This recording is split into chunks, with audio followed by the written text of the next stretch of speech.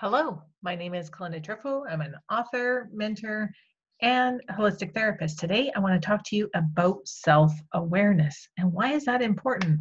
Before we dive right in, I would love it if you would leave your comments below on the video, whether you love it, you hate it, you had some aha moments, some insights.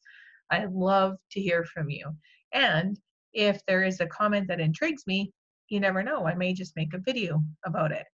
Make sure to like, subscribe if you want to get the future videos and so that you don't miss anything. And if you really like it and you want to share it, that would be appreciated too. So today, self-awareness. There are three things that I want to talk about today when it comes to self-awareness: your conscious mind, your subconscious mind, and beliefs. And all of these things are things that we do fairly automatically without having to think about it too much, but it is what is controlling our life and creating it. So we're going to dive in just a little bit deeper here. In the conscious mind, that is where we come up with our ideas, choices, and once it's in our conscious mind, that is where we take action. Now, in the subconscious mind, that's where everything is automatic. So we've got our body function going on. Nobody sits there and thinks about how many liters of blood are pumping through our heart and when it needs to be done. Our body takes care of that. Same thing with the lungs, that we're not trying to think about breathing. Although sometimes I think we should, because a lot of us are shallow breathers. And if we concentrated a little bit more on our breath, things would be easier as well. But for the most part, all systems function automatically, and it doesn't take a lot of thought. We can focus on the things that we want to focus on, what we're doing for work, spending time with friends, relationships, whatever the case may be. Habits is the other thing that becomes, once it's subconscious, we just do it automatically. Like waking up. What do you do when you first wake up? It's probably very similar every day. Do you make your bed? Do you hop out and hop into the shower? Do you hop out and brush your teeth? Do you go to the bathroom right away? Whatever happens in our lives, that is our routine. Whether it's healthy or unhealthy, our habits are what we do subconsciously because we've always done it. And the next thing in the subconscious is the responses. Now, what I mean by that is once you've experienced something and you've figured out how to react in that situation, when it comes up again, our mind likes to go through our mental database and figure out what was the quickest, easiest, and fastest way to respond in that situation. And it does it automatically. We as humans are lazy for the most part. So it's the path of least resistance, kind of like water. And if we just allow our subconscious to do what we've always done, we're always going to get what we always got. So figuring out how we respond to situations is an important thing to focus on. Then we move on to our belief systems. Now, these are things that are more ruled by our morals, our values, and our integrity. And it's what we believe we need to do in order to feel good about ourselves or be accepted. And so in the conscious, again, we have ideas, choices, and action.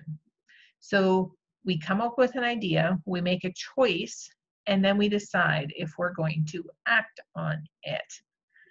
And it is important that when you look at your life, if it is exactly how you want it, keep on doing what you're doing because it's working. But if you are in a situation where life isn't exactly where you want it to be, it's important to, when those ideas come in, to consciously make different choices. And if the choice is something that gets you to where you are now and it's not where you want to be, what action would you have to take in order to make the choice that's going to get you to where you want to be? So for example, if you have a New Year's resolution and you want to lose weight, but you really like pop and you really enjoy having sandwiches. And so if you know that the pop has the sugar, that has the calories, and you know that the bread needs to be reduced or cut out of your diet in order to reduce the weight, you have to make a conscious decision to not go after the pop or not go after the bread, because that is a part of the issue. However, our subconscious mind, it knows we really like the pop and the bread. And so that's where the cravings start to come. That's where the sabotage starts to come. And there are things that we can do. So for example, we can reduce our intake of pop and reduce our intake of bread and increase our exercise. And that would be progress. Those would be better choices. Or we could cut out pop, cut out bread, increase exercise. Our subconscious isn't going to like that, because when things start to shift, initially it's all good because our ideas, they kind of give us adrenaline. It's our temporary high. But our subconscious knows what the habits are, and habit takes 40 days to implement. So when you are trying to make a change, initially it feels like a great idea. And then as time passes, what's going to happen is your subconscious it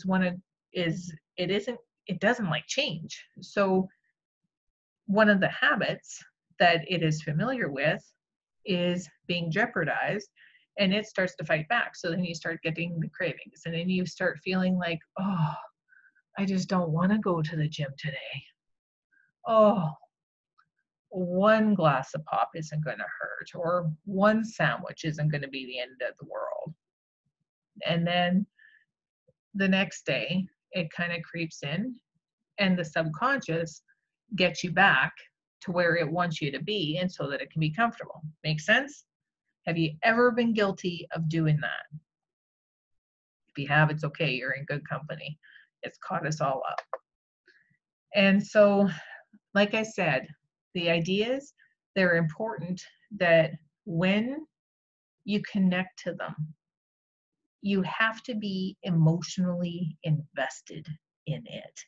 Because without passion, that motivation that you need to push past that subconscious when it's trying to get you to go back to your original state, you need some fuel in order to keep moving. So when you have an idea, make sure you're emotionally connected to it. And there are a few ideas that are a way that we connect. So there's recommendations, it's previous experience, and things that we discovered. So whether the idea is recommended, it's something that you've got experience in, or you've recently discovered, it's important to dig deeper. Are you doing this because you think you should? Are you doing this because it's something you know? Or is it doing something because it's something different and you're just curious? Any one of those things, is it going to be something that you're emotionally invested in, that you can push through to get to actually where you want to go? And make sure that however the idea comes about, that you're connected to it. It's not connected because it's comfortable. It's not connected because it's for somebody else. And it's not connected because you're chasing shiny object syndrome. It's connected because it's something that you are actually going to be able to use to get to your goal. And then the choice that you make is, are you going to be able to have confidence that this is the thing that is going to help you? Does it create fear? Usually if fear shows up, you're on the right path, because fear is always what tries to stop us from moving out of our comfort zone. And the curiosity, it's important, but is it curiosity because you need to learn it to get to where you want to go? Or is it shiny object syndrome? And so if it's shiny object syndrome, when you make a choice, it's a choice that you have to be able to focus on. Because without focus, you're going to be all over the map. And it's not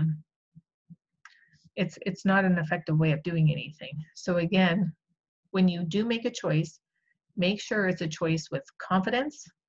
It triggers a little bit of fear, but it's enough fear that you're willing to push past to stay out of the comfort zone. And the curiosity is with purpose. So it's something that it intrigues you enough to keep going, but it isn't something that is shiny object syndrome that you're just going to be chasing until the next best thing comes up.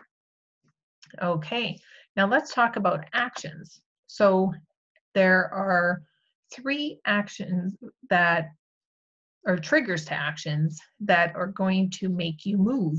Number 1 is absolute certainty.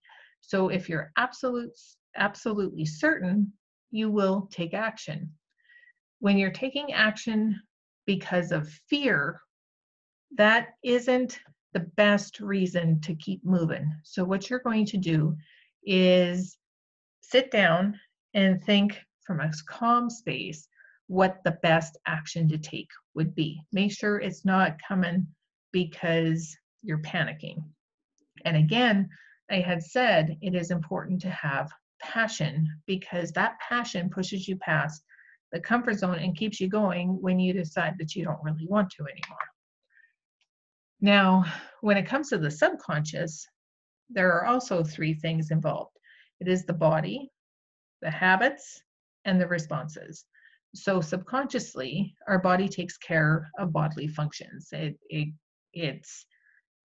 It knows when we need to breathe. It knows what the kidneys and the liver have to do. It knows what the endocrine system is doing. We don't have to think about that consciously day in, day out, thank goodness, or that would be our full-time job. The next thing is the habits. What have we programmed ourselves to do automatically without even thinking about it? And those habits, when they have been utilized long enough, it becomes our auto response. And there's a physical auto response and there's an emotional auto response. And we have to be aware of what programs are running underneath, keeping us doing the same thing over and over again on repeat. And so the body, when we are trying to figure out what it is trying to let us know, it tells us by our pain, we can tell by our strength, and we can tell by our energy levels.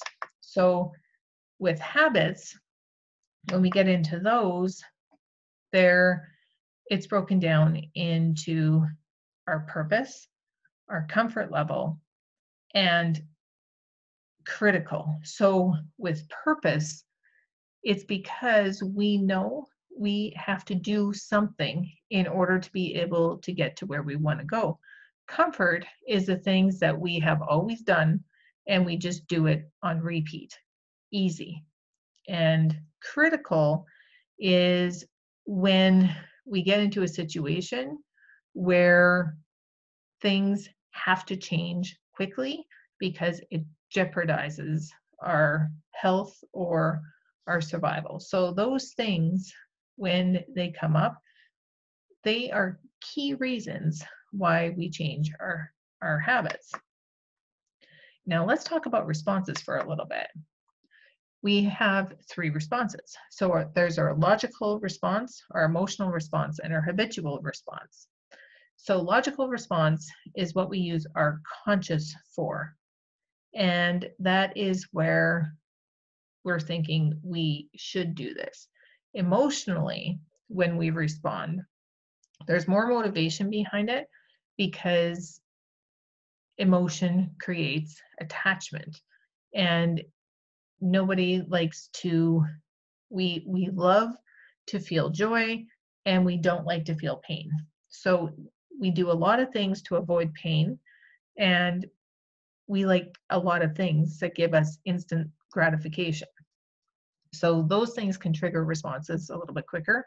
And then the habitual are the responses that run more on the automatic spectrum. So those run into the subconscious. With the logical, you're only limited to what you know or what you've been told. And so you don't know what you don't know. And it's important to make sure that you step out of your comfort zone if you are wanting to achieve something new, because if you don't, if you always do what you've always done, you always get what you always got, that is the definition of insanity. So trying to think it out all the time isn't always the best answer. I mean, it's important to make some decisions, but it's important to expand as well. And so the emotional, it's driven by the passion and your desire. And habitual, again, is your automatic. And these are the things that you do and you don't even think about it. And when I work with clients, it's these things that we really need to find, because when they're running, they are dictating what your life looks like. They're bringing in the things that you don't want, because underneath there is an emotional pattern running in the background that is probably so automatic you don't even see it, and it is what's dictating your choices. So it is important that you take time to try to find your truth. And when I work with clients one-on-one, I take you through an exercise on finding your truth, which is super fun. Now let's talk about beliefs for a moment. So with beliefs, it's our morals, our values, and our integrity. And the morals are, what do you believe is right and wrong? The values are, what are your core values? And I think it's important to have a personal mission statement. So my personal mission statement is to share insights on how to gain physical, emotional, and mental strength. What is your personal vision statement? What is super important to you? And an example of my mission statement is to help 1 million people release their limiting beliefs to reach dreams they never imagined possible. It is important that when you think about anything that you're doing, that you allow your yes to be yes and your no to be no. And so if you like this video and you want to know when I post another one, make sure to subscribe. You can share it, like it, comment below. And if you want more information on how I help clients, you can visit www.calyndatrifo.com/pivot. And if you have questions for me, you can email info@calyndatrifo.com, or on my website, there is a booking button and you can book a time and we can have a chat. Thanks for watching.